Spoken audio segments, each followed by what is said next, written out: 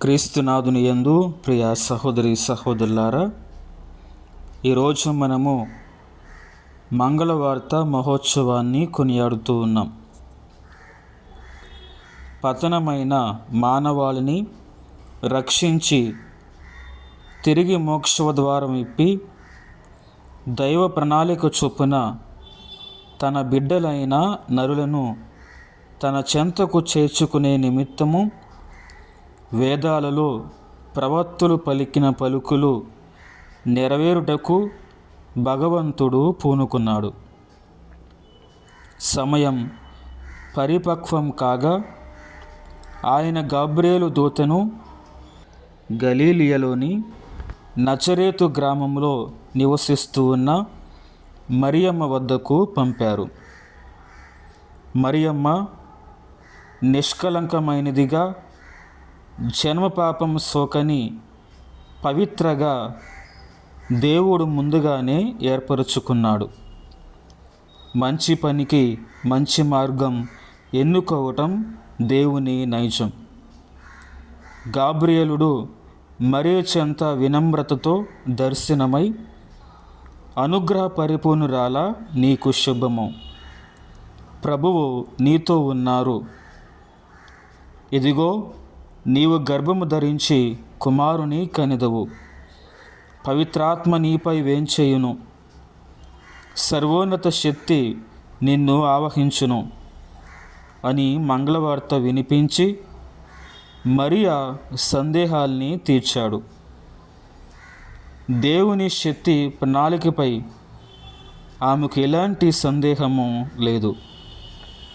అందుకు ఆ కన్యమణి ఇలా జవాబిచ్చింది: ఇదిగో ప్రభువు దాసురాలను, నీ మాట చొప్పున నాకు జరుగునుగాక అని ప్రభువునకు విధేయించింది.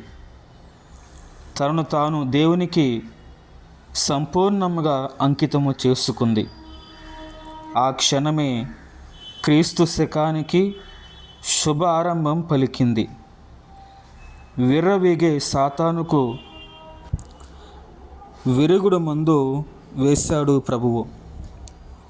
నిజమైన దేవునిగా, నిజమైన నరునిగా, దైవరాజ్యం అయిన ప్రభువు నవమాసాల్లో తొలి క్షణం మరియ పరిశుద్ధ గర్భంలో అంకురించాడు. ఆ క్షణమే ఆమె దేవునికి తల్లిగా మారింది. మొదటి క్రైస్తవురాలుగా ఆవిర్భవించింది. ఇదంతా దేవుని అపారమైన ప్రేమకు, కరుణకు తార్కాణం. అందుకని పునీత బెర్నాడు గారు దేవుడు మానవాళికి అనుగ్రహించిన అత్యున్నత స్థానం మరియను తన తల్లిగా ఎంపిక చేసుకోవడమే అని చెప్పారు. మరియమాత ఒకసారి పునీత జత్రుతమ్మకు కలలో కనిపించి, ఇదిగో ప్రభువు దాసురాలను అని నేను చెప్పినప్పుడు నేనెంతో ఆనందించాను.